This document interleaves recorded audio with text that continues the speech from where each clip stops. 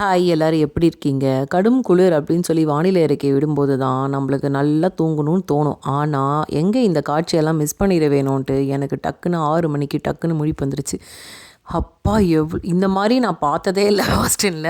போன வருஷம் லைட்டா இருந்த மாதிரி ஒரு ஞாபகம். பட் ஆனால் இந்த மாரி ஒரு ஸ்னோ நான் பார்த்ததே இல்ல. எங்களுக்கு இதுவே வியப்பா இருக்குது உண்மையிலேயே.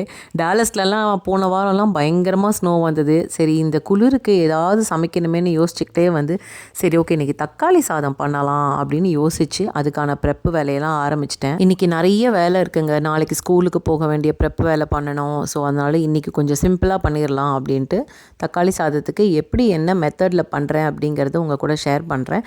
இதுக்கு என்னென்ன மெஷர்மெண்ட்ஸுங்கிறத நான் கீழே டிஸ்கிரிப்ஷன் பாக்ஸில் கொடுக்குறேன், செக் பண்ணி பாருங்கள். எண்ணெய் நெய் சம அளவு எடுத்துகிட்டு அது பிரியாணி மசாலாலாம் போட்டுட்டு நான் கொஞ்சோண்டு சோம்பு போட்டேன். பிடிச்சவங்க போட்டுக்கலாம். சோம்பு ஃப்ளேவர் வேண்டாம் அப்படின்னா நீங்கள் அவாய்ட் பண்ணிக்கலாம்.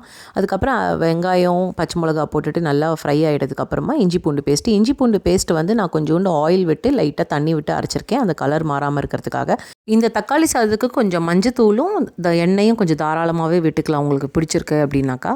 இந்த சைடில் நெய் தீர்ந்து போச்சுங்க. அப்போ தான் பார்த்தேன், அதெல்லாம் டக்குன்னு நெய்யே காய்ச்சிட்டேன்.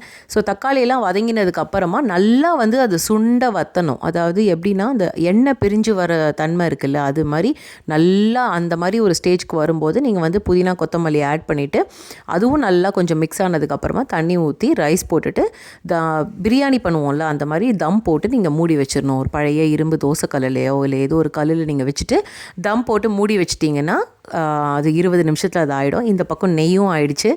லீவில் பசங்களை மேய்ச்சிட்டே இந்த சமையல் வேலையை எவ்வளோ குயிக்காக பண்ணுறோமோ அவ்வளோ குயிக்காக நம்ம அவங்களோட டைம் ஸ்பெண்ட் பண்ணலாம். அதனால தான் நான் குயிக்காக பண்ணிடுவேன்.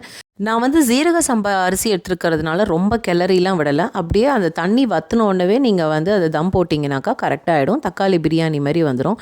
சரி வெளியில் லஞ்சுக்கு முன்னாடி பார்க்கலான்னு பார்க்குறேங்க. என் காரு மேலே அவ்வளோ ஸ்னோங்க. அதாவது இந்த ஃப்ராஸ்ட் மாதிரி இருக்குது. செம்ம ஜாலியாக இருந்தது. அதை போட்டு நான் ஸ்லோ மோஷனில் வச்சு விளையாடிட்டு இருந்தேன். பயங்கர ஃப்ரீசிங்காக இருந்தது. அதுக்கப்புறம் சுட சுட ஒரு எக் ஆம்லெட்டோட நீங்கள் இதை வச்சு சாப்பிட்டீங்க, இல்லை முட்டைக்கறி இல்லைனா பச்சடி எது கூட வச்சு வேணால் சாப்பிடலாம். சூப்பராக இருக்கும். கண்டிப்பாக ட்ரை பண்ணி பாருங்கள். சரிங்க, நம்ம நாளைக்கு ஒரு ஷார்ட்ஸில் பார்க்கலாம். பாய்.